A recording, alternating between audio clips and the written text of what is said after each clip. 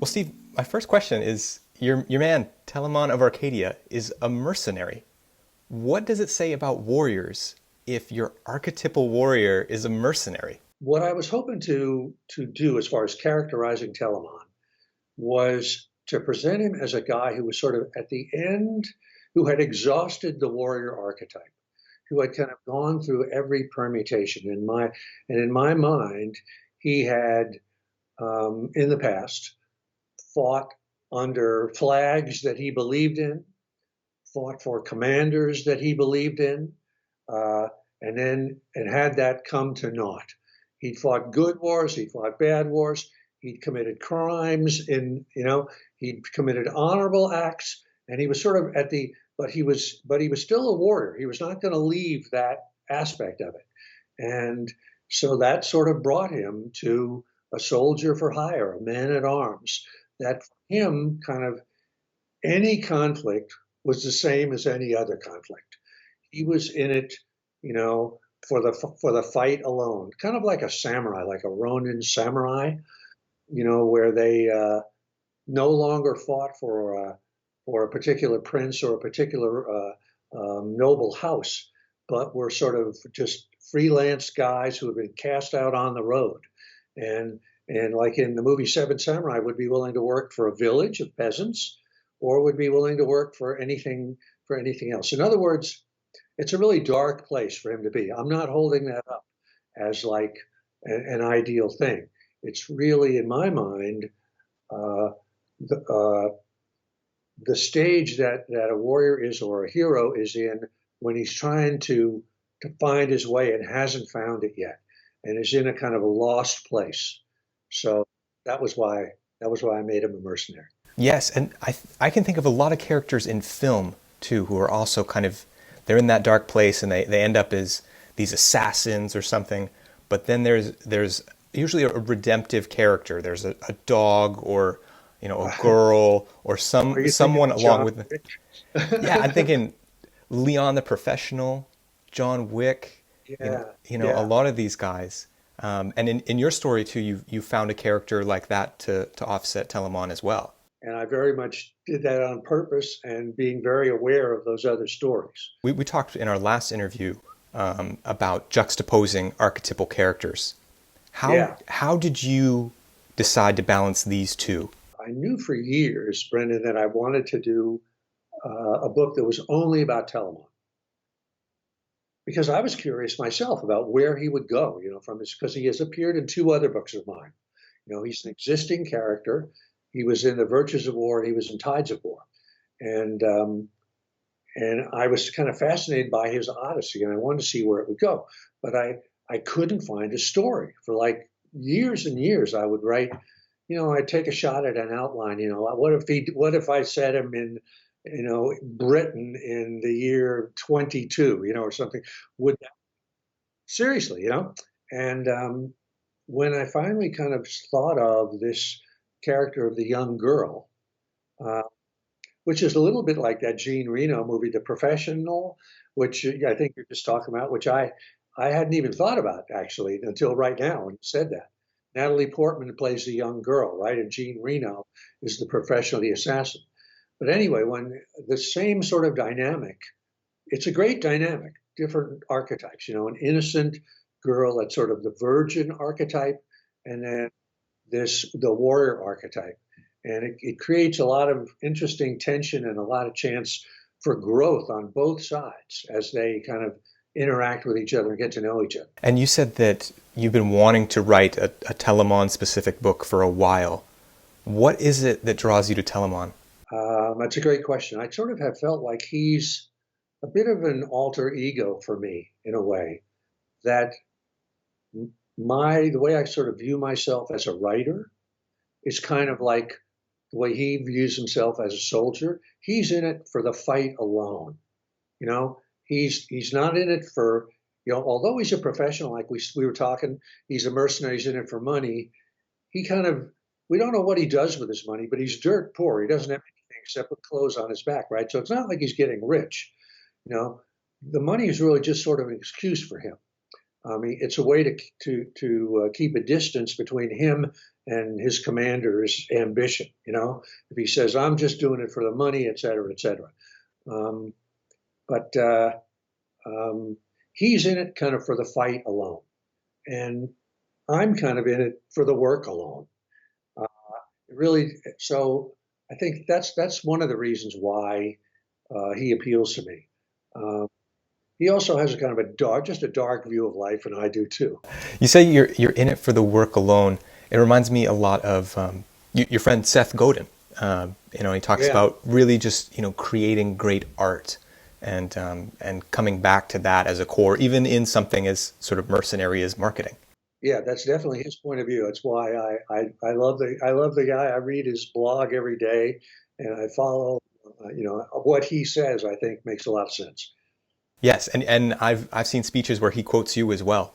Yeah, there's definitely that mutual admiration between the two. It's Yeah, really cool. So if you're talking about characters who are in this, in perpetuity, these warrior archetypes, and there's this permanence too of the warrior archetype. You said in warrior ethos that it's probably the most important archetype. It's something that we carry with us through our lives. Now there's also the hero's journey and the artist's journey. Would you say the hero's journey is something that keeps happening through our lives as well? How does that play out for people? you and me, we've probably each had 100 heroes' journeys that we've lived out. And there's probably a sort of a master hero's journey of our entire lives that we're trying to figure out what it is. But very definitely, I see that pattern of the hero's journey. If you're a writer, basically every story you write is a hero's journey. You know, it has a character who starts kind of in the ordinary world, and then there's an event that sort of casts him out of the ordinary world, or makes him cross the threshold into the extraordinary world. Act two, where he's kind of cut free from his past and pursuing some ambition, to solve the case, to save the girl, to whatever. And so, yeah, definitely, I feel in my life I've had many heroes' journeys, and I know you have too. So for people who maybe are coming out of a profession like being a warrior or other places, how do they start to frame what might seem a little more unstructured as a hero's journey? Yeah, that's a great question. It's like a soldier leaving, the armed forces and becoming a civilian again, or a professional athlete that's injured, that has to retire and has to, hang up his spikes or whatever it is, or any of us that maybe have been following a career that we decide is kind of a dead end career, or a personal thing that takes us, to another dead end, and we have to start. Have to start again, and it's really, really hard. And I've been talking to a bunch of people that have been dealing with this, and they deal with it on every kind of level: spiritual level, moral level, psychological level, and it's really, really hard. Um, the one thing that I can say in my, I know I'm doing this series on Instagram called The Warrior Archetype. It's like 5-minute videos that, kind of track a story.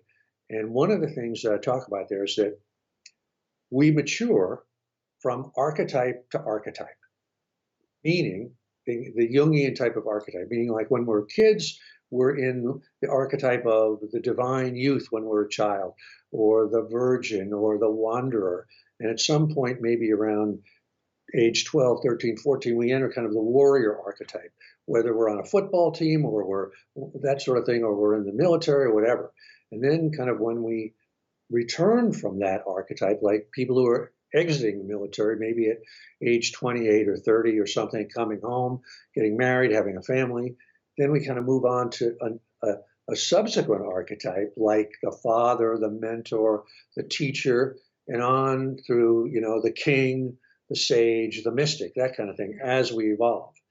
Um, so I think that maybe the transition out of the warrior archetype is a transition to the next archetype, whatever that may be. The warrior archetype, in a lot of ways, is a selfish archetype. It's not the be all and end all. It's a kind of an ego-driven archetype.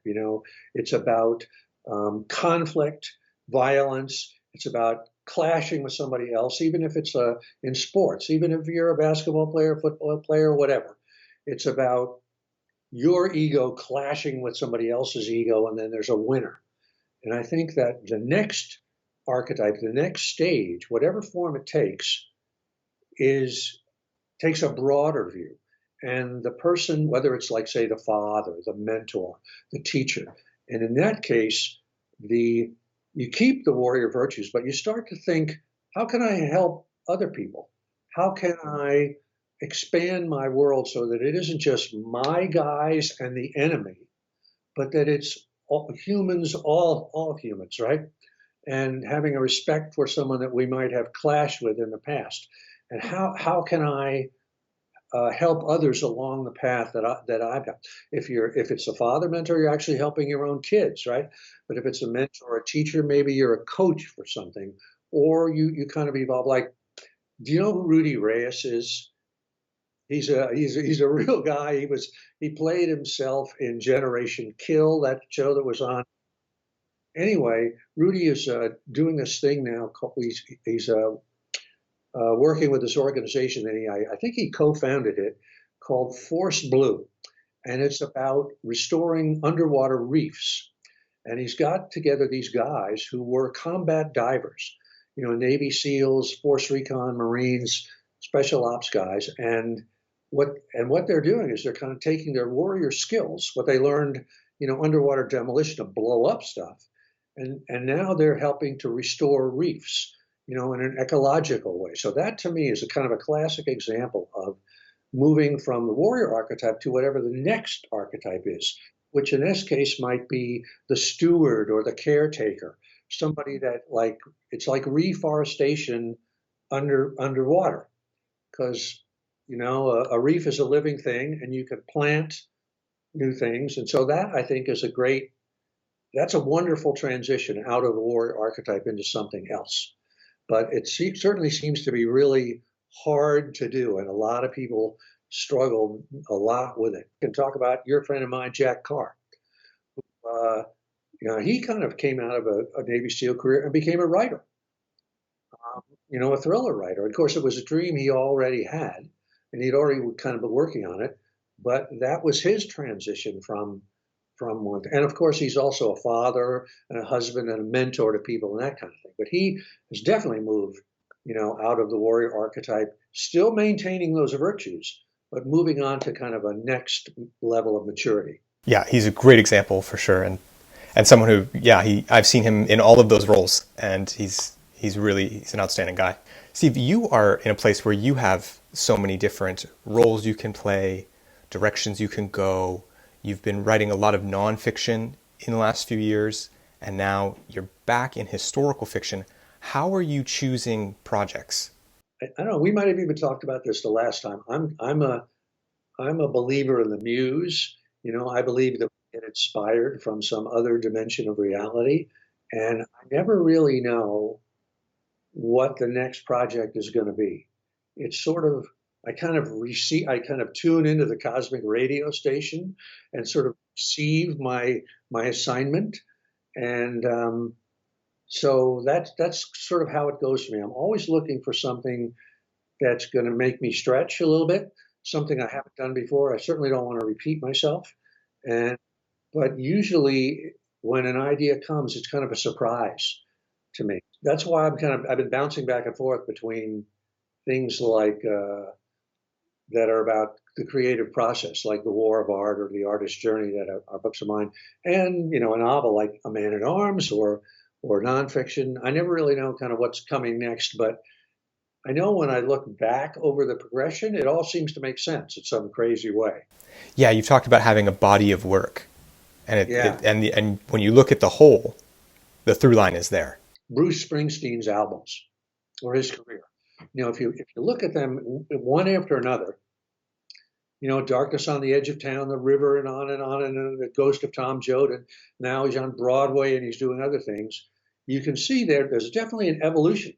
It's the same sort of theme that he's obviously obsessed with certain issues, and he's evolving and treating them in different ways, and usually in more complex and deeper and more nuanced ways. When you tune into the Muse to make these decisions, what does that look like for you? What does that feel like? I always keep a file of what I call new ideas. And so let's say I'm working uh, on a man-at-arms. I'm in the middle of that. I'm constantly sort of looking out in my head for what's next, what's a good idea, and I'll have a bunch of candidates in my file called new ideas. Maybe it's a movie that I want to do about something, or it's a small book I want to try, or it's a video series, or it's a collaboration with somebody else, and I'll kind of put all those things down, and then I'll kind of check in with them from time to time, and I'll kind of ask myself, does this make sense? Could I do 2 years of my life on this particular project? And a lot of times I've found that if I look at an idea in January, it leaves me cold. But if I look at it again in June, I go, oh, that's a good idea. Why did I reject that back then? It's sort of, sometimes it takes quite a while for things to sink in. Now, actually, the next project that I'm going to do right, after I'm done promoting A Man at Arms, is a sort of an autobiographical project. And this came about. But here's the interesting thing. My girlfriend, Diana, it's basically her idea. She sort of urged me to do this, and I've been resisting it for months and saying, nobody's going to care about this. It's a bad idea, et cetera, et cetera. But little by little, I sort of recognized that attitude on my part as my own resistance with a capital R. Now, meaning that it is a good idea, I think, and I'm afraid of it. So that's why I'm putting up this self-sabotage in my mind. So, but I'm pretty much at this point, it took me like about 6 months, but I finally kind of bought into the idea, and I am going to do it. And one of the things that I know, or that I use as a checkpoint for me, and this goes back to Seth Godin. He has a sort of a saying where he says, this might not work, and this might work, right? And it's all about a new idea, and should you take it, And one of the things, should you go forward with it? And one of the things he says is, it's really true. This might not work. This might be a bomb. You might spend 2 or 3 years, and it might just totally lay there, with no energy at all. So I'm feeling that emotion too. When I think about this project, I'm saying to myself, this really might not work. This might really be a terrible idea. I might get out there, everybody might hate this. But I'm at the stage where I'm willing to accept that. I'm willing to take that chance because, it sounds like fun and it's a challenge, and I want to give it a shot. And how did you find the courage then to move through that when you did feel that resistance? I don't know if it's courage. It's more like stumbling and bumbling, one day to the next. Each day I would sort of say to myself, do I really want to work on this thing for another day? And I would say, no, I don't. But I thought, okay, I kind of recognize my own resistance there. So I've just sort of because I've seen it enough over my 50 years in this racket, where I've seen myself having that same resistance and pushing through it worked. So I sort of say to myself, okay, let me push through it. Let me do another day. Here's another thing that I'm sure that some of our listeners here, I hope, have this same issue, and they're wondering about it themselves. I'm sure that's why you're asking these questions, Brenda. Maybe you even have that issue, maybe yourself. But here's a big thing for me is dreams. I'm a big believer in paying attention to your dreams. And because it's coming from your unconscious, it's coming from that deep source that knows you better than you know yourself. And I've had a couple of dreams lately. In fact, I even wrote 1 or 2 of them down on my blog, that when I interpreted the dream, and there's a wonderful book called Inner Work, which I highly recommend for anybody, by Robert Johnson. Inner Work. Robert Johnson is a famous Jungian psychologist. And it's a very short book that kind of talks about interpreting dreams and gives you kind of a way to do it. In any event, I've interpreted a couple of dreams that were encouraging me and telling me, go forward. This is, keep doing it. So that's one thing that has given me courage. And I'm definitely a big believer in paying attention to your dreams. That's an amazing practice that people don't necessarily pick up very often. How did you learn to pick up that practice? Did someone else teach you that? Yeah, I think over time, I'm kind of a child of the 60s. And back then, the sort of hippy dippy stuff, you know, was a lot about that, that kind of thing, along with organic food and everything else. But certainly a number of different friends have sat me down and kind of given me the talk about pay attention to your dreams. And I've been given different books by people, read this. This is one method of interpreting your dreams. And I've tried it enough in my own life, just my own, checking what I think, not what anybody else thinks. And it's worked. A bunch of times I've gotten, dreams have really kind of steadied me on a course. Or when I was doubtful, a dream would tell me, keep going, and it's worked. So I came to it, you're right, friends turn me on, that kind of thing. So Steve, you have these practices that you said they're kind of born from the 60s. Maybe people see them as hippy dippy, but at the same time, you have built this incredible business. You have Black Irish Publishing as well. How did you learn the business aspect of all of this? I really am a terrible business person. It's only because my partner Sean Coyne, he's like the business end of the deal. Otherwise, yeah, I don't know what I'm doing in that. Yeah, I've never been a good business person at all. Uh, and I know here's for whatever this is worth to you, I'll tell you sort of a little anecdote. I I used to work in advertising in New York, and there would be when you would write a commercial, the way commercials are made is you put them out for bid, and there are directors out there who direct commercials, and usually there are a lot of good ones. In fact, some of them go on. Ridley Scott started as a director of commercials, and a lot of people have started that way. Um, but the companies that would come in and bid on commercials, there would be the director himself, and then he would always have a partner. And the partner was the business guy. And the director was not necessarily even a great guy to talk in meetings. A lot of times it would be the business partner who would come in and would do the talk. And a lot of times these guys were really slick, good-looking guys that were just great in a room. But you could see that the director's job was just to shoot the commercial. That was all he did. And the business partner, and it was a 50-50 thing, he handled everything else, handled the money, handled the marketing, the promotion, and all that. So if I've had any business success, it's only because of Sean. He's the brains of the outfit. Well, very, very kind of you. I'm sure that you bring a whole lot to that partnership as well. And for this newest book, if you're okay talking about it, it seems you've gone to traditional publishing. You're back with Norton. I wonder how you made Yes, that decision. that was really a tough decision because um, my partner Sean wanted to publish this book, A Man at Arms, under a label of his own. He has his own uh, publishing label called Story Grid, and uh, and I was really torn, and I didn't know. I also had an editor at Norton that I really respect, and they wanted to bring it out there. That was mainstream publishing, and it was a really tough decision that had a lot of emotion with it.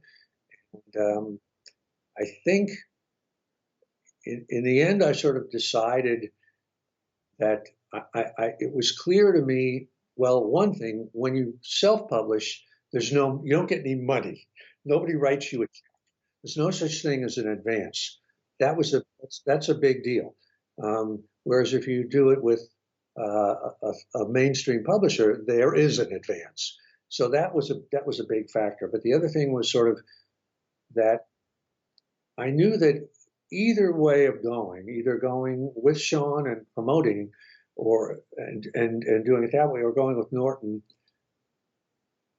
there was going to be a lot of promotion involved, and I was the one who had to do it. I was either way. It just had to be that way. It was sort of like this podcast that we're doing today is part of, in my mind, is part of my promoting of A Man at Arms, right? I have to be here. It's you and me. It can't be anybody else. So I thought, if I'm going to have to do this, all these things, maybe I'll go with the one where they give me an actual check, take to the bank. But it could have been a mistake. I don't know. Could have gone either way. And, there were some hard decisions in there. How do you do so much to get the word out about your book? Until this book, A Man at Arms, I really haven't done any promotion at all for my books. And I've been lucky sometimes, and I've been really unlucky sometimes. My previous book to Man at Arms was a novel called 36 Righteous Men, a mystery, a thriller, and it went out and just sank without a trace.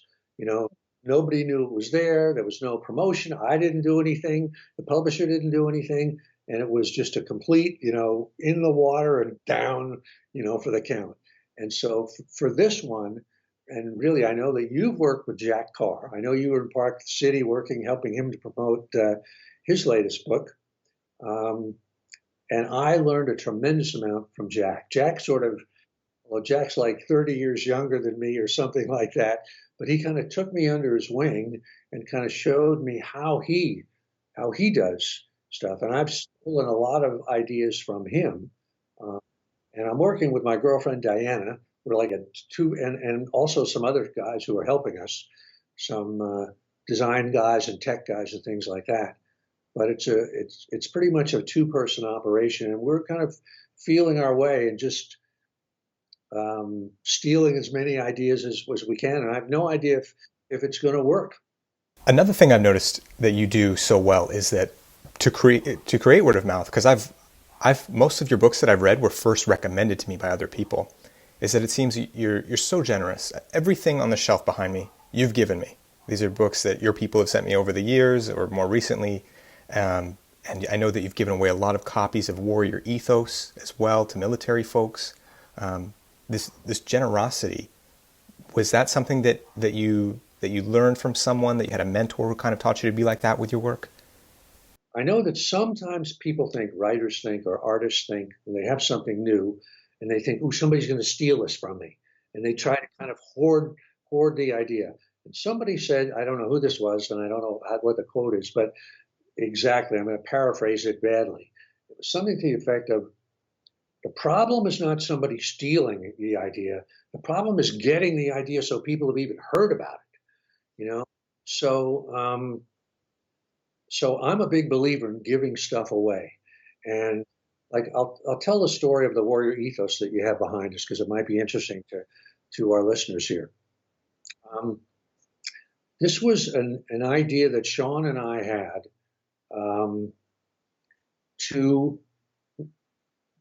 we felt that our guys and gals overseas in the military were struggling psychologically with their deployments, because they had signed up with kind of an idealistic concept of what service was about. And then they found themselves in these kind of dubious conflicts where, those ideals weren't being realized in their real life. And I knew that because I was getting a lot of letters from people. I was getting emails from people who had read Gates of Fire or some of my other books. So we thought, let's do something to cheer people up. And we sort of came up with this idea of a small book that would fit in a cargo pocket. And that would be, the Warrior Ethos is actually little stories from the ancient world. Stories about the Spartans, about Alexander the Great, about the Romans, and so on and so forth, that are kind of encouraging stories, moments of honor, moments of integrity, that kind of thing. And we decided to give these away. And I remember we printed 18,000 of them, and it wasn't that expensive. It was like $15,000, for reach like that. And we just we got a lot of help from people distributing. That was the hard part, get it into people's hands. And one of the ways we did it was, sometimes we would be able to give 500 copies in a block to one battalion and let the battalion distribute it. But in any event, what happened was, it turned out to be kind of a lost leader. Like, over the next 3 or 4 years, after we put the book out for free, then we put it up for sale. We put it on Amazon. Over time, it finally kind of broke even. So that was a lesson to me that it is possible to give something away. And like now you have a copy of A Man at Arms sitting on the shelf behind you. Maybe you'll tell other people, here we're doing a podcast, and hopefully the word gets out. So I'm not just being generous. It's kind of I'm trying to get the book out there into the real world so that people know it exists. That's the hardest thing, just getting people to know that it exists. Anything, any new business, anything, a restaurant, anything. You have that mug behind you. That's like a Spartan mug that a potter friend of mine, an artist named Joel Cherico, he designed that mug, and it comes from a passage in Plutarch about a certain kind of mug that the Spartans used when they were on campaign and they had to drink out of rivers and streams. And the mug was in such a way that even if you were drinking muddy water, it didn't look quite so bad. So he came up with this idea of and he gives them away. And that mug retails for $145, but he wanted to send it to you, and here we are talking about it. So he's being generous, but at the same time, it's getting the word out. Well, Steve, before I ask my last question, for people who are interested in checking out A Man at Arms and checking out your stuff, where should they look for you online? They should go to www.amanatarms.com. It's kind of a page that we put together that's got all the stuff about there are bonuses that we have and pre-order bonuses and things like that, and prizes and stuff like, which I learned from Jack Carr. He does that all the time. Again, I have no idea if any of that's going to work, if it's going to get people to buy books, but that's the place to go. Just title of the book, amanatarms.com, and that'll tell you anything you want to know. Well, we'll put links to all of that in the description for everyone who's listening so they can check that out.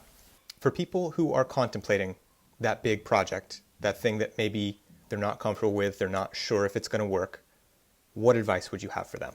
In my book, The War of Art, I talk about this concept that I know you're very familiar with, of resistance with a capital R.